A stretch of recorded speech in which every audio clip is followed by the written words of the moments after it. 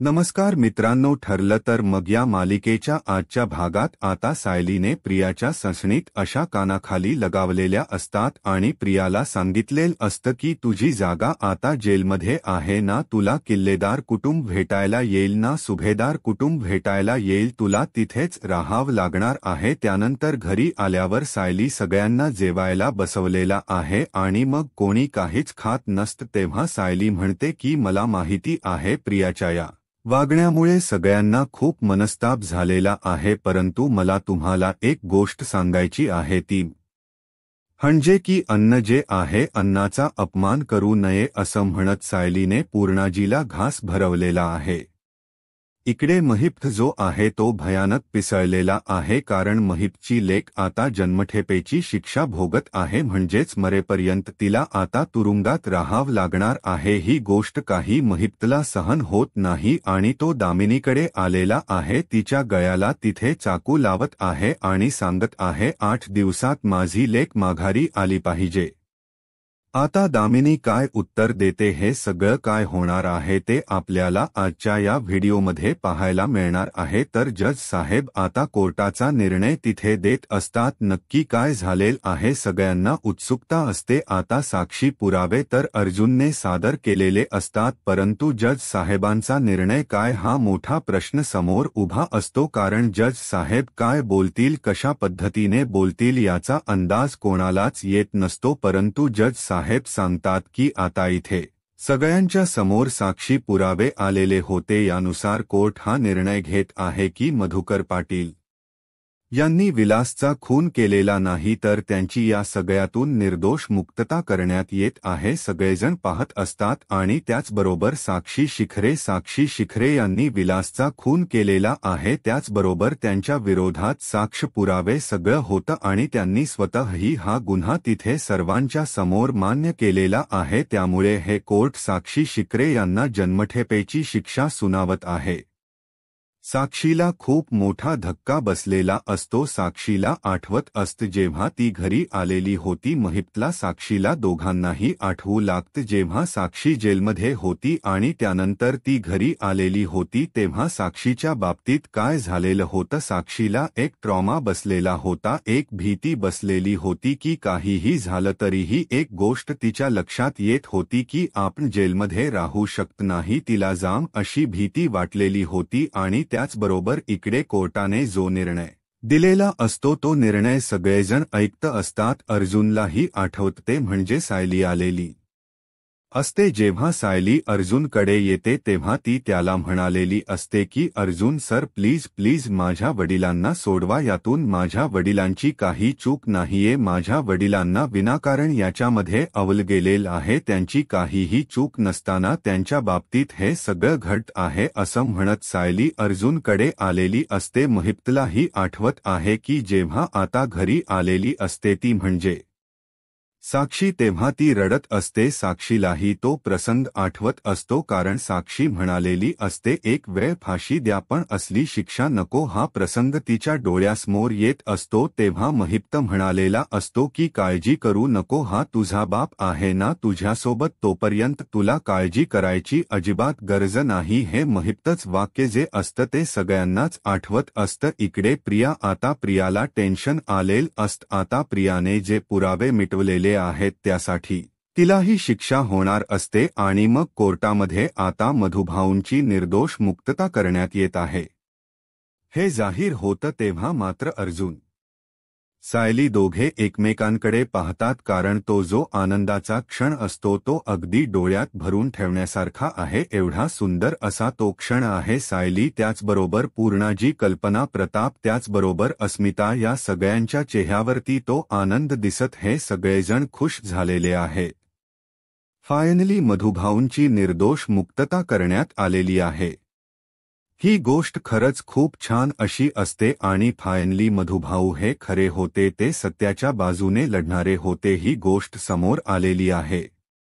प्रतापच्या चेहऱ्यावर तर खूप आनंद आहे. प्रताप मात्र जाम खुश झालेला आहे आणि त्याचबरोबर अर्जुन, सायली यांचा आनंद तर गगनात मावेनासा असा झालेला आहे. त्यांनाही खूप भारी वाटत आहे. फायनली तो प्रसंग समोर आलेला आहे आणि या सगळ्या गोष्टी इतक्या भारी पद्धतीने झालेल्या असतात की त्याचा विचारही कोणी करू शकत नाही. कारण इथे अर्जुनला आनंद झालेला आहे. सायली आणि कुसुमने तर एकमेकींना मिठी मारलेली आहे. अर्जुन ही मागे फिरून सायलीकडे पाहत आहे. सायलीला खरंच इतका भारी वाटत आहे ना, हा विचार कधीच केला नव्हता. कारण मधुभाऊ निर्दोष आहेत एवढं माहिती होतं, पण मधुभाऊंच्या बाबतीत असं काहीतरी चुकीचं घडतंय ही गोष्ट लक्षात येत होती. पण या सगळ्यातून मार्ग काढणं वाटतं तेवढं सोपं नव्हतं आणि त्या गोष्टी केलेल्या असतात त्या म्हणजेच सायली आणि अर्जुनने इकडे मधुभाऊंच्या चेहऱ्यावरचा तो आनंद पाहण्यासारखा असतो. मधुभाऊ ही तेवढेच खुश झालेले असतात.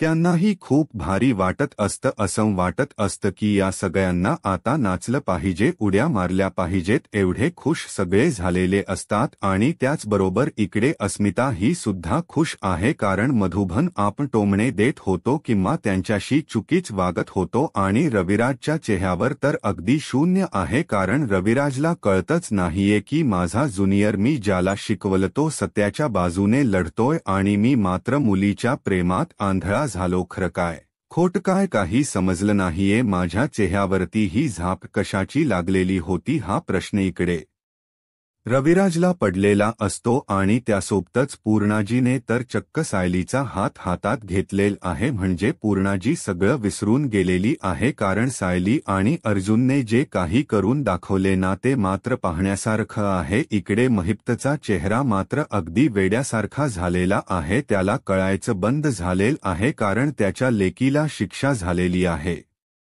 त्या क्षणी इकडे जज साहेब आता सांगतात की पुरावे मिटवलेले होते, त्याचबरोबर गुन्हेगाराला या सगळ्यामध्ये साथ दिलेली आहे. त्यासाठी इकडे सगळ्यात मोठी शिक्षा होत आहे ती म्हणजे आता प्रियाला. कारण प्रियाने ज्या गोष्टी केलेल्या होत्या त्या सगळ्याची शिक्षा तर झालीच पाहिजे ना. कारण इतकं सगळं तिने केलेलं आहे. एवढं सगळं करून तिला असंच सोडलं तर त्याला काहीच अर्थ राहणार नाहीये. कारण लोकांचा कायद्यावरचा, न्यायव्यवस्थेवरचा विश्वास कमी होईल आणि ही गोष्ट अजिबात झाली नाही पाहिजे. आता प्रियाला शिक्षा सुनावण्यात येते. साहेब सांगतात की तन्वी सुभेदार म्हणजेच प्रिया मधुकर यांना हे कोर्ट 7 वर्षाची सक्त मजुरीची शिक्षा देत आहे. तेव्हा मात्र आता सगळ्यांचे चेहरे, पुन्हा त्यांचे एक्सप्रेशन, हे सगळं खरंच खूपच जबरदस्त असं दाखवलेलं आहे. कारण 7 वर्ष प्रियाला आता जेल झालेली आहे. पूर्णाजी, कल्पना या दोघींनी तर तोंडावरती हात ठेवलेला आहे. हे कसं शक्य? कारण या सगळ्या गोष्टी इकडे मधुभाऊंना पण खरंच वाईट तर वाटलेला आहे. पण आज प्रिया जे चुकीचं वागत होती त्या चुकीची शिक्षा तर तिला होणं गरजेचंच होतं आणि ती शिक्षा प्रियाला झालेली असते. त्यासोबतच कुसुम सुमंतर रडायला सुरुवात करते. नागराज तिला समजवत असतो, परंतु तिने जी काही माती खाल्लेली आहे त्या सगळ्याचा त्रास या किल्लेदार आणि सुभेदार कुटुंबाला होत आहे. कारण एवढं सगळं होऊन सुद्धा ती निर्लज्जासारखी तिथे उभी असते. परंतु या सगळ्या गोष्टींचा त्रास हा या सगळ्यांना होत आहे. प्रियाला आता कळायचं बंद झालेलं आहे. कारण तिला स्वप्नातही वाटलं नव्हतं की आपण अशा पद्धतीने अडकू शकू. हे सगळं असं होईल हा विचार तिने कधीच केलेला नव्हता.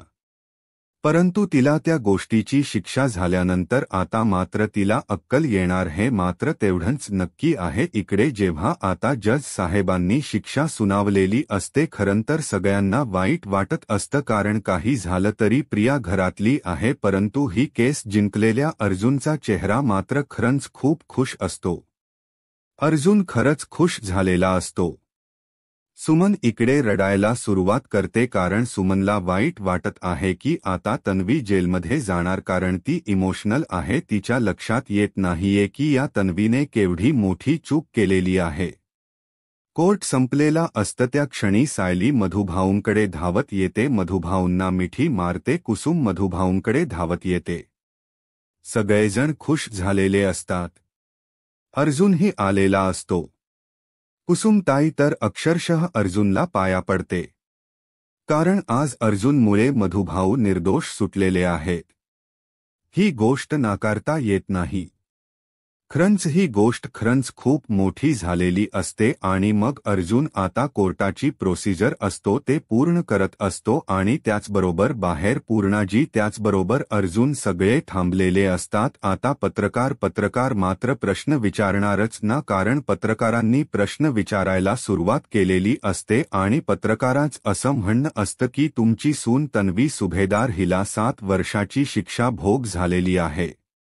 त्याचबरोबर यावर तुमचं म्हणणं काय आहे असा प्रश्न विचारला जातो। अस्मिता आणि त्याचबरोबर कल्पना दोघीही एकमेकींकडे पाहत असतात। आता पूर्णाजीला काय उत्तर द्यायचं काहीच कळत नसतं। मग त्या तीच घरात वागणं कसं होतं, ती गुन्हेगारी प्रवृत्तीची आहे का, अशा प्रश्नांचा भडीमार सुरू झालेला असतो। त्याचबरोबर प्रताप पूर्णाजी अगदी गांगरून गेलेले असतात। पत्रकारांचे प्रश्न आता भयानक असे सुरू झालेले असतात आणि त्याचबरोबर तेवढ्या अर्जुन आणि सायली तिथे येतात आणि म्हणतात की सगळ्या तुमच्या प्रश्नांची उत्तर कोर्टामध्ये तुम्हाला मिळालेली आहेत, त्यामुळे कोणताही प्रश्न तुम्ही इथे विचारू नका असं डायरेक्टली अर्जुन आणि सायलीने सांगितलेलं असतं। त्यासोबतच अर्जुन आणि सायली यांचं असं म्हणणं असतं की या सगळ्या गोष्टी ज्या झालेल्या आहेत त्याच्याशी यांचा काहीही संबंध नाही, तुम्ही त्यांना असे प्रश्न विचारू शकत नाही, त्यामुळे तुम्ही आत्ताच जा। आणि त्याचबरोबर तेवढ्यात रविराज येताना दिसतात तर सगळे आता रविराजांकडे धावत जातात, कारण रविराजांना यांना पुढचे प्रश्न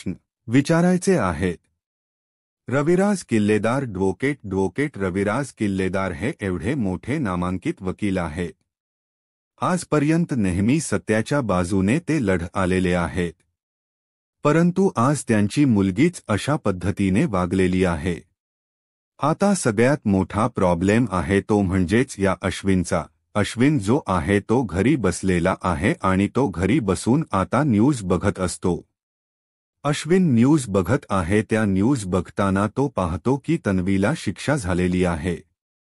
या गोष्टीचा त्याला इतका मोठा धक्का बसलेला असतो की तो म्हणतो कसं शक्य आहे, तन्वीला शिक्षा होणे शक्यच नाहीये, कारण तन्वीची याच्यामध्ये काहीच चूक नाहीये असं म्हणत तो बोलत असतो। आणि त्याचबरोबर त्याचं असं म्हणणं असतं की नाही, मला तन्वीकडे गेलं पाहिजे, पण इथं प्रतिमात्या एकटी आहे, मी प्रतिमातेला सोडून नाही जाऊ शकत असं अश्विनच म्हणणं असतं आणि म्हणून तो पुन्हा थांबतो। इकडे आता दामिनी आलेली असते। पत्रकारांचा घराडा पुन्हा दामिनीच्या भोवती गोळा होतो। ॲडव्होकेट दामिनी देशमुख हो, तुम्ही तुमच्या आयुष्यातली पहिली केस हरलेले आहात, त्याचमुळे तुम्हाला आता काय वाटतं, एक पहिली केस हरल्यानंतर तुमच्या प्रतिक्रिया काय आहेत? आणि नेमके साहिली आणि अर्जुन दोघेही तिथे आलेले असतात आणि ते दोघेही बोलत असतात की हो बरोबर आहे, त्याच उत्तर नंतर देतील त्या, पण आधी मी काही प्रश्न विचारत आहे। आणि त्याचबरोबर हे सगळं जेव्हा घडत असतं तेव्हा मात्र इकडे पाहायला मिळतं की या सगळ्या गोष्टी आता अर्जुन तिथे बोलत असतो, दामिनीला म्हणत असतो की कस माहिती का, खरंच मी तुम्हाला ना थ्यू म्हणायला आलेलो आहे। तेव्हा दामिनी म्हणते का, तेव्हा अर्जुन म्हणतो की कस तुम्ही जर कोर्टाकडून 30 दिवसांची मुदत मागून घेतली नसती तर जो सरंजामे आहे ना त्याला कधी कळलंच नसतं, कारण सरंजामेला असं वाटलं की या 30 दिवसात मी काय करू शकतो, उलट तुमच्यामुळेच ही केस निकालात निघालेली आहे, त्यासाठी मी तुमचे आभार मानतो असं म्हणत अर्जुन जो आहे तो इकडे बोलत आहे, आभार मानत आहे आणि त्याचबरोबर दामिनीला म्हणत आहे की थँक्यू सो मच, आज तुमच्यामुळे निकाल लवकर लागलेला आहे, नाहीतर गेली 2 वर्ष जसा निवांत सरंजामी होता तसा तो निवांतच राहिला असता, कारण त्याला काहीच फरक पडत नव्हता, त्याला आता महिप्तकडून पैसे मिळत होते, ही गोष्ट मला तुम्हाला सांगायची आहे। त्यानंतर दामिनी म्हणते झालं तुझं, तेव्हा अर्जुन म्हणतो की एक गोष्ट लक्षात ठेवा, एक मुलाचा सल्ला आणखी एक, असं म्हणत अर्जुन तिथे बोलायला सुरुवात करतो। अर्जुन म्हणतो की कधीतरी ना गरिबांसाठी केस लढून बघा, कळेल कसं वाटतं ते, एक जे समाधान आहे ना ते नेहमी तुम्ही पैशासाठी लढत आलेला आहात, महिप्त आणि साक्षी सारख्या गुन्हेगारांना तुम्ही पाठीशी घालत आहात, त्यापेक्षा कधीतरी स्वतःहून विचार करा आणि मग केस लढा, तेव्हा काय वाटेल ते बघा, ते समाधान जे आहे ना ते दुसरं कशातच मिळणार नाही, असं म्हणत अर्जुन हा दामिनीला बोलत असतो। त्यासोबतच इकडे दामिनी जी आहे ती मात्र गप्पच असते. अर्जुन आणि सायली म्हणत असते की कस आहे कधीतरी ना गरिबांसाठी लढून बघा, नेहमी असत्याच्या बाजूने चालता तुम्ही. सत्याचा विजय हा नेहमी होतो, थोडा उशीर लागतो. असत्याचा जो विजय झालेला असतो तो जास्त काळ टिकत नाही.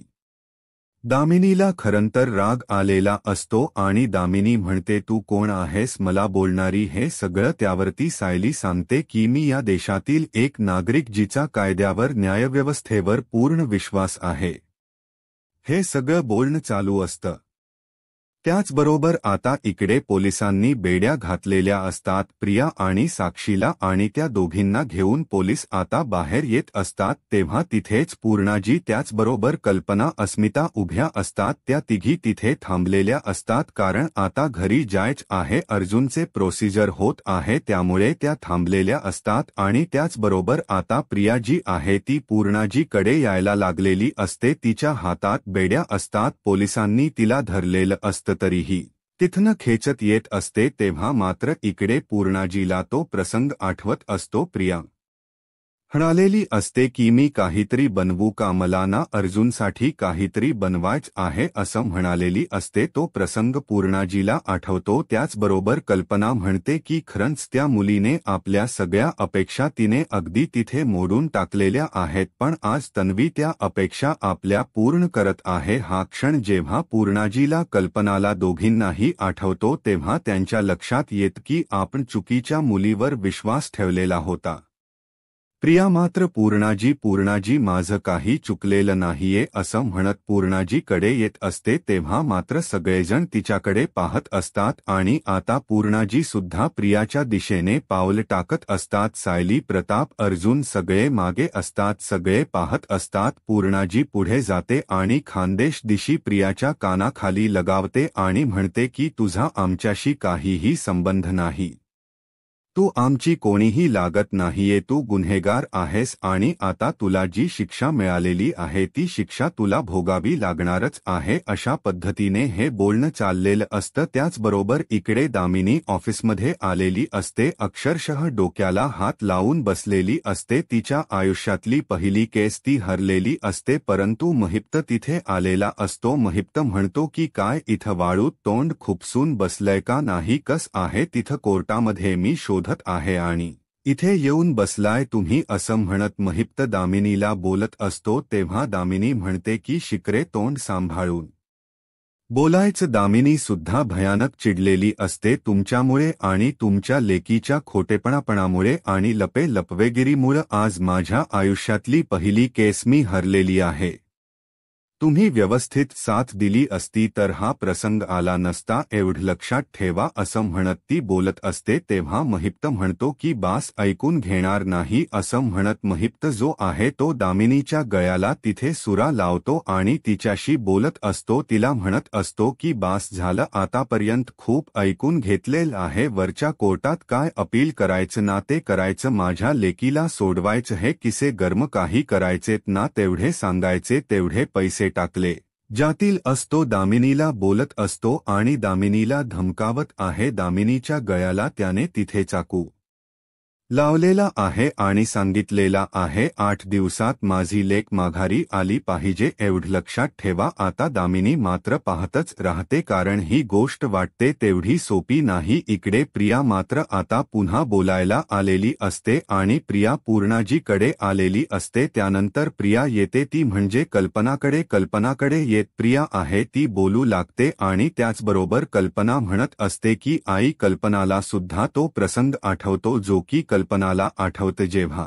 गृहप्रवेश करायचा होता प्रियाचा तेव्हा अर्जुन आणि सायली तिथ असतात. त्यांना कल्पना म्हणालेली असते की तुमच्यामुळे माझ्या सुनेला बाहेर थांबावं लागलेला आहे. या सगळ्याला तुम्ही जबाबदार आहात. त्यामुळे तुमच्या याच्याशी काहीही संबंध नाही. त्यामुळे तुम्ही दोघेही इथून बाजूला व्हा. तुमच्यामुळे माझी सून आता बाहेर ताटकळत उभी आहे. ही गोष्ट मला अजिबात आवडलेली नाही. अशा पद्धतीने ती बोललेली असते आणि तेव्हा मात्र इकडे प्रियाला तो प्रसंग आठवतो, कल्पनाला आठवतं. त्याचबरोबर अर्जुन म्हणालेला असतो की आज नाही करणार पण तुम्हाला लवकरच तुमच्या समोर येणार आहे की ही किती खरी आहे आणि किती खोटी आहे, कारण हिच्यामुळे हे सगळं घड आहे असं अर्जुन बोललेला असतो. तुम्हाला लवकरच कळेल. तुम्ही या तुमच्या सुनेवर विश्वास ठेवायचा आहे ना, ठेवा बिंदास्त. पण जेव्हा सत्य समोर येईल तेव्हा ते सत्य सुद्धा स्वीकारायची तयारी ठेवा. तेव्हा इकडे कल्पना म्हणते की बस झालं आणि खानदेशी तिच्या कानाखाली वाजवून देते, कारण काहीही झालं तरीही प्रियाने जी चूक केलेली असते ती खूप मोठी असते. कारण प्रियाने जे केलेलं होतं त्याची शिक्षा तिला मिळत आहे. कारण प्रिया ज्या पद्धतीने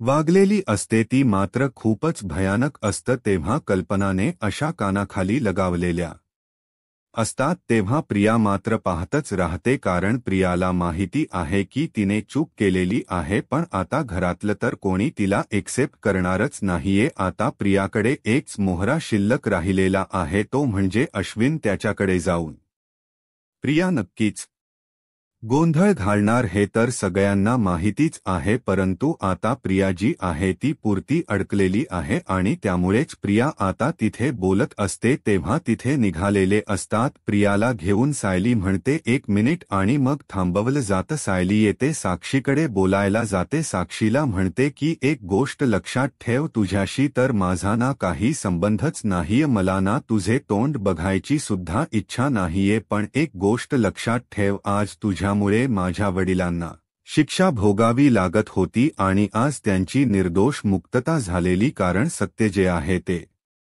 एक ना एक दिवस समोर येतच. त्यानंतर आता सायली प्रियाकडे येते. सायलीचे हे शब्द ऐकून पूर्ण आजी त्याचबरोबर बाकी सगळ्यांना खरंच सायलीच कौतुक वाटत असतं. आता सायली प्रियाकडे येते. प्रिया म्हणत असते की सायली थांबव ना, सगळं हे मला नाही जायचं जेलमध्ये. आता प्रियाला सायलीची आठवण येत आहे. आता वाटत आहे की सायलीची मदत घेतली पाहिजे. तेव्हा मात्र सायली भयानक चिडलेली असते आणि ती प्रियाला बोलत असते की एक गोष्ट लक्षात ठेव, काहीही झालं तरी तुझी चूक झालेली आहे. कारण तू गुन्हेगाराची साथ दिलेली आहे, गुन्हेगाराला पाठीशी घातलेला आहे.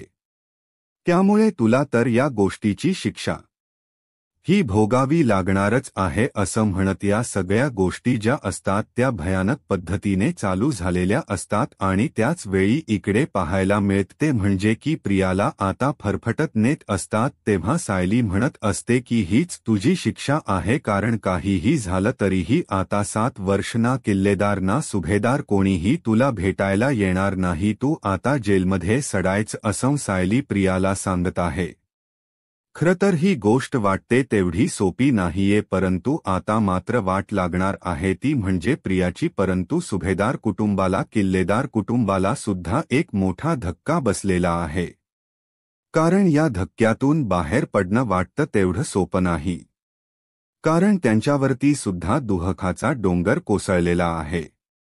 कारण ज्या मुलीवर आपण जीवापाड प्रेम केलं, सून आहे, नात आहे, या सगळ्या गोष्टी आहेत, परंतु तिचं सत्य कधी समोर आलंच नाही. तिच्या वागण्यावर आपण फक्त आंधळा विश्वास ठेवत गेलो. या गोष्टीच दुःख सगळ्यांना वाटत आहे. रविराजांची सुद्धा तीच अवस्था आहे. परंतु आज सायली आणि अर्जुनमुळे हे सगळं सत्य समोर आलेला आहे आणि पूर्णाजीने तर मीडियाच्या समोर सुद्धा हे मान्य केलेला आहे की माझ्या नातवाणी आणि नातसूनेने हे सत्य समोर आणलेला आहे. गुन्हेगाराला शिक्षाही झालेली आहे. त्याचबरोबर सायलीने प्रियाला ठणकावून सांगितलेला आहे.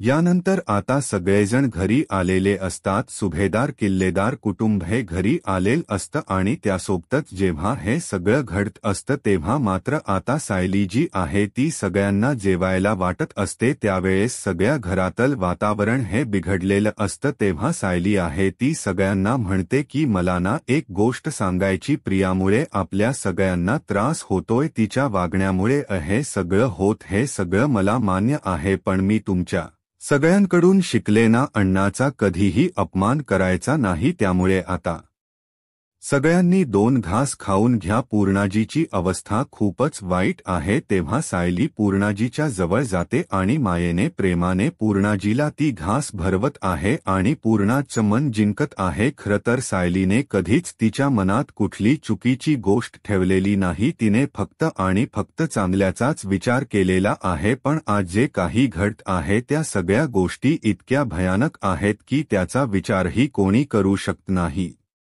कारण प्रियाने जे केलेलं आहे त्या चुकीची शिक्षा तिला भोगावी लागतच आहे.